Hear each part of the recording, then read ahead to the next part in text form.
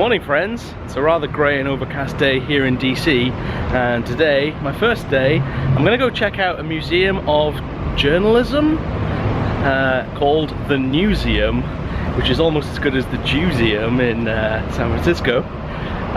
So yeah, let's go check it out, it's going to be good.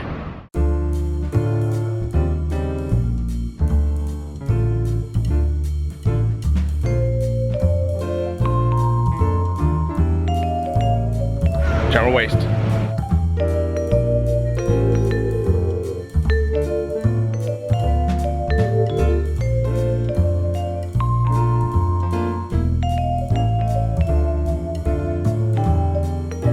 Actually, if you want to get pedantic, it's a museum celebrating the First Amendment, which is the right to freedom of speech, which doesn't mean you get to say anything you want, but generally you can say anything you want.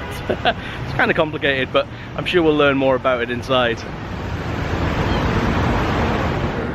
Okay, we are in. There's a big news helicopter right there. Arnie Pie in the sky.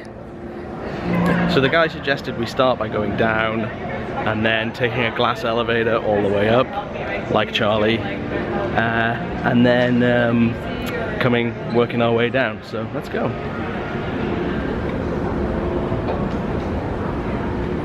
So I think one thing worth mentioning about this museum is that there's $20 or $25 to get in.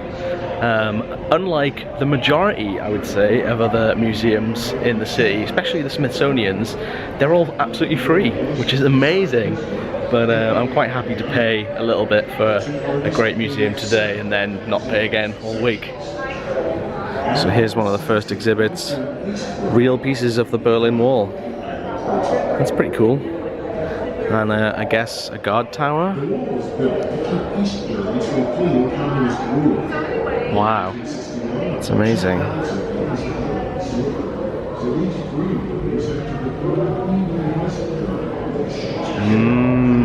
Soviet.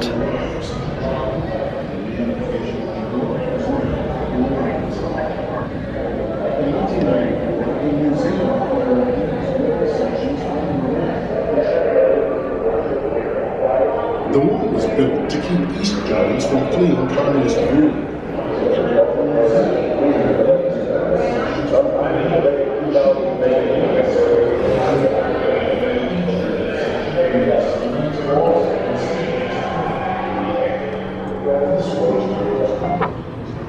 Back on Earth, the receiving dish reflects and concentrates weak signals from the distant satellite.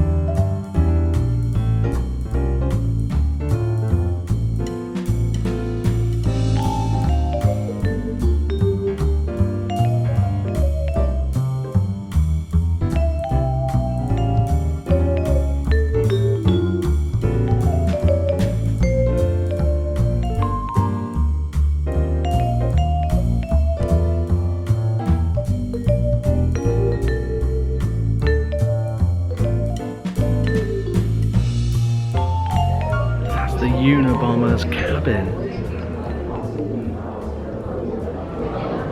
I was with another agent, Pat Webb.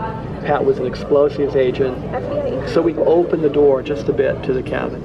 And as we opened the door, we were both pretty much overcome. As we looked across the cabin at the shelves that were built on the other side of the door, we could see coffee cans and bottles and jars, and they all had labels on them, and they were very meticulously done. Well, that was all a bit serious. Time for a little lighter subject matter. Ah, look, my favorite.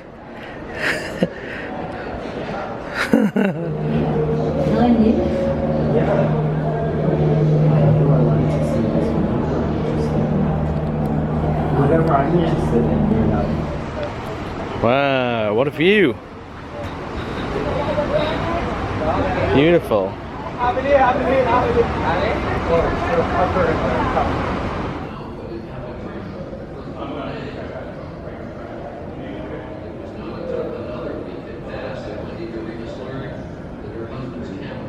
This is the spire from the top of the World Trade Center.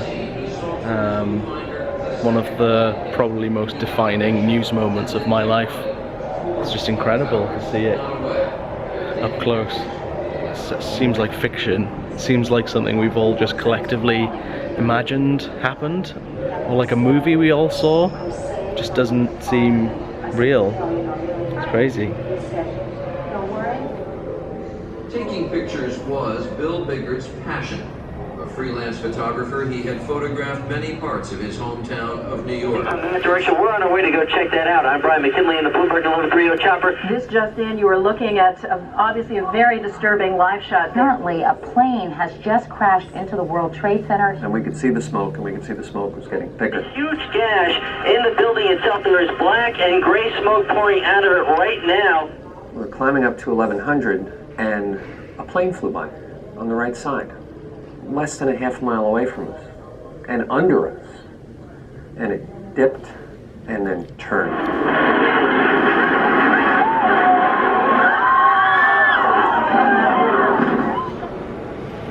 There are so many stickers on that line, which is, I mean, there's more on the no side, which I think I would probably agree with, but there are so many stickers on that line.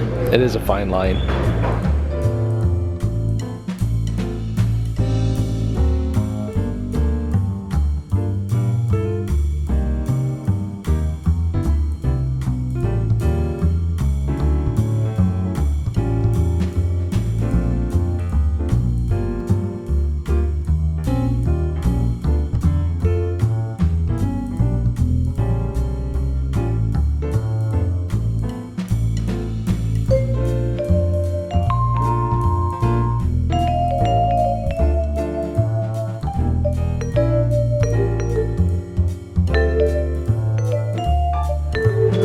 So that is the Newseum.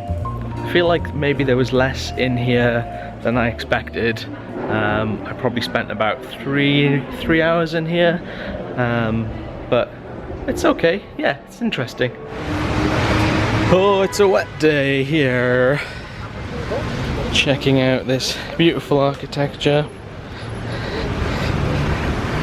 This is the archives, the National Archives. It's pretty nice. We're gonna go check out the Smithsonian Museum of American History, which I think, as a huge fan of pop culture, America stuff, should be pretty interesting. So, a museum all about American history. For a self-proclaimed Americophile such as myself, this is sure to be an interesting one. Some pretty American stuff in here. Etch-a-Sketch, Mickey hat, Levi's, Mrs. Bitterworth and Coca-Cola bottle. Fun. Ooh, Altair 8800. That is a piece of computer history right there. Oh, less impressive, but still important. TRS-80. That's so amazing. This is the famous brown box, developed by Ralph Baer, and it was the world's first multiplayer, multi-program video game, which played things like tennis, and was obviously a precursor to the likes of Pong. Nolan Bushnell and his ilk followed not long after. Anybody want to play round box? Yeah, I think we do. That'd be great. Yes, we do. It makes the ball go up, makes the ball go down from your paddle, and that resets. And this is vertical, of course. Once that ping pong game was up there was no question we had something that people would play.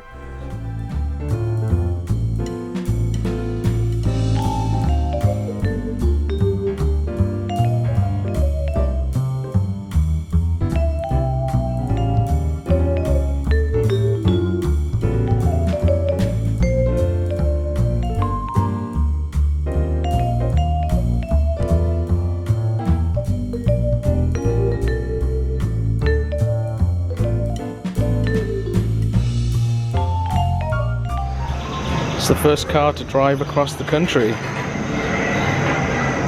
It's pretty cool. Oh, look, my beloved. Oh. Especially this end. This end's got all the good stuff. I mean, technically, I haven't even been past this end, but I'm pretty sure it can't get much better than this, right?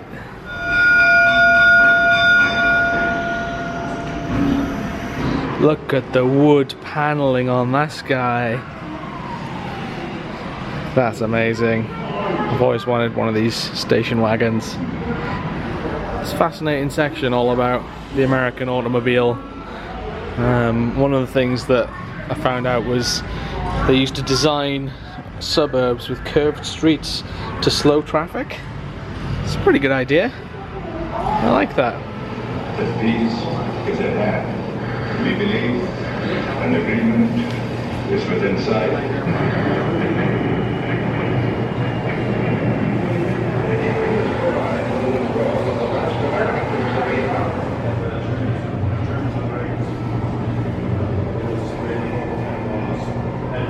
This is the lunch counter from Greensboro, where black students famously performed a sit-in in 1960. It's a piece of history right there. How did we become us? This should be an absolutely fascinating exhibition, given the tumultuous history of displaced peoples in the US.